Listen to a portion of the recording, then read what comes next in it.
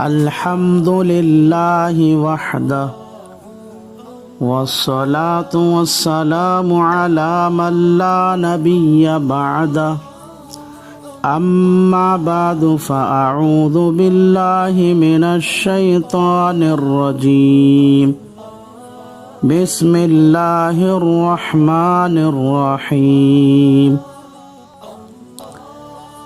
انا انزلناہ فی لیلۃ القدر وما ادراک ما لیلۃ القدر لیلۃ القدر خیر من الف شہر صدق اللہ مولانا العظیم وصدق رسوله النبی الکریم ونحن على ذلك من الشاہدین ومن الشاکرین۔ بزرگان محترم، عزیزان ملت، نوجوانان اسلام اور میری دینی ماؤں اور بہنوں، بہت ہی قابل احترام رحمتوں اور برکتوں والا مہینہ رمضان المبارک چل رہا ہے۔ اللہ تبارک و تعالی نے رمضان المبارک کے اعجاز میں جنت کے دروازوں کو کھول دیا ہے، دوزخ کے دروازوں کو بند کر دیا ہے، اور سرکش شیاطین کو قید کر چکا ہے، تاکہ سرکش شیاطین رمضان المبارک کے مہینے میں ایمان والوں کی عبادت کو خراب نہ کرے۔ اس لیے مسلمانوں کو چاہیے کہ رمضان المبارک کا ادب کرے، اس کا احترام کرے، اور رمضان المبارک کے ایک ایک لمحے کو قیمتی بنانے کے لیے عبادت میں گزارے۔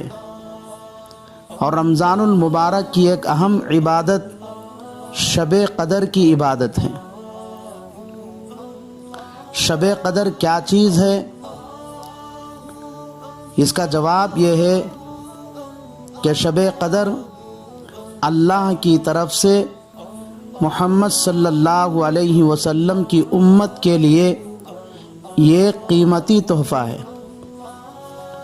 چنانچہ تفسیر قرطبی جلد نمبر 10 صفحہ نمبر 117 اور تفسیر روح المعانی جلد نمبر 16 صفحہ نمبر 340 پر 5 پر لکھا ہے، اللہ تبارک و تعالی نے اپنے حبیب سرور کائنات تاجدار مدینہ محمد عربی صلی اللہ علیہ وسلم کی برکت سے اس امت کو کچھ مخصوص انعامات عطا فرمایا ہے۔ ان انعامات میں سے ایک عظیم ترین انعام شب قدر ہے۔ اس رات میں عبادت کا ثواب 1000 مہینے کی عبادت سے بڑھ کر ہے، جس کی مقدار 80 پر 3 سال 4 مہینے ہے۔ یعنی کوئی آدمی 80 پر 3 سال 4 مہینے تک دن رات پورا وقت نفل عبادت میں گزارے تو جتنا ثواب ملتا ہے اتنا ثواب صرف شب قدر کی ایک رات میں مغرب سے صبح صادق تک عبادت میں گزارنے سے ملتا ہے۔ شب قدر کی وجہ سے پوری زندگی نہیں بلکہ سال میں ایک مرتبہ صرف ایک رات شب قدر میں عبادت کر کے بھی محمد صلی اللہ علیہ وسلم کا امتی پہلی امتوں سے آگے بڑھ سکتا ہے۔